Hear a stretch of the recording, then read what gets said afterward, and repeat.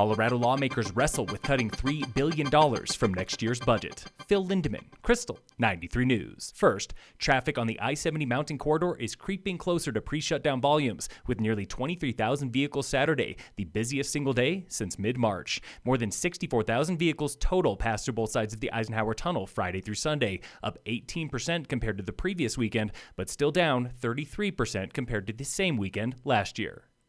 State Senator Bob Rankin of the Joint Budget Committee is not going to sugarcoat things. Colorado will cut roughly $3 billion from next year's state budget, equal to 23% of the tax-reliant general fund. We're, of course, expecting the worst financial crisis in the history of the state. But Rankin, a Republican, and the committee are not taking the easy way out. It would be irresponsible just to say to every department, we're going to go cut 10%. We don't want to cut the state patrol 10%. Rankin says his priorities are mountain and western slope priorities, healthcare, education, and property rights. We're going to try to keep things that have to do with the future very much alive. Recreation, education, economic development, those things are going to have high priority. The Budget Committee gets an updated economic outlook tomorrow for a budget presentation on June 25th and approval sometime in July.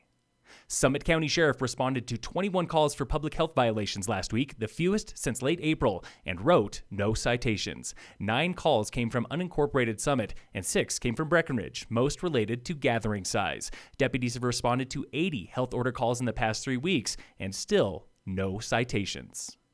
Retail and service are slowly returning across the county and country. So what can you do to stay healthy? Dr. Scott Clemens of New West Physicians, with advice that sounds a lot like staying safe in the backcountry. Keep it simple and stick with the basics, which is, for me, number one, always think about what your risks are and what situations you're putting yourself into. It begins with face masks in public and diligent hand hygiene, like washing your hands and limiting how often you touch surfaces. It is common sense, but the problem that I would say we face is really an unseen one, which is you can't tell where you could be exposed to COVID-19. But staying healthy does not end with soap and water. When you are at home, make sure you're generally taking care of yourself by getting some activity every day to take care of your physical health, as well as trying to eat well and maintain a well-balanced diet. Clemens reminds anyone who feels sick to stay home from work, then contact your doctor for a screening and possible virus test.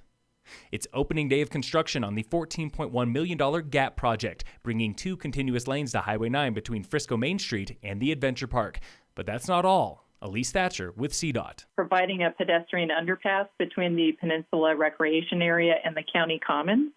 Installing noise walls along Water Dance and Frisco Bay Townhome. We'll be building roundabouts at existing Water Dance Drive and 8th Avenue intersections. And we'll be rebuilding the Colorado Highway 9 southbound free right turn lane onto Main Street. Thatcher explains the roundabouts are a best practices solution based on input from CDOT and local government. Traffic studies show a roundabout is better for traffic flow than the current stoplight at Water Dance.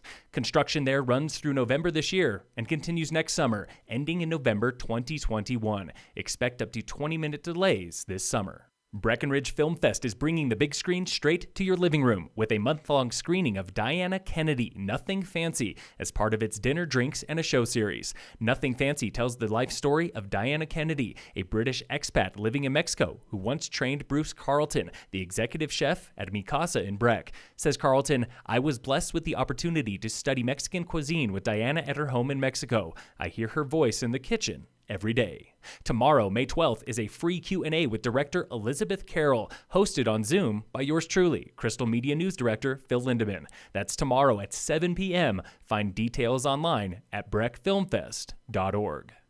In sports, the MLB season might return as soon as July, pending approval by the feds and players. Major League owners today passed a plan to open preseason training in June and regular season ball by July, with 82 games playing divisional and nearby interleague teams. This means Rockies home games at Coors Field, but only if approved by health officials.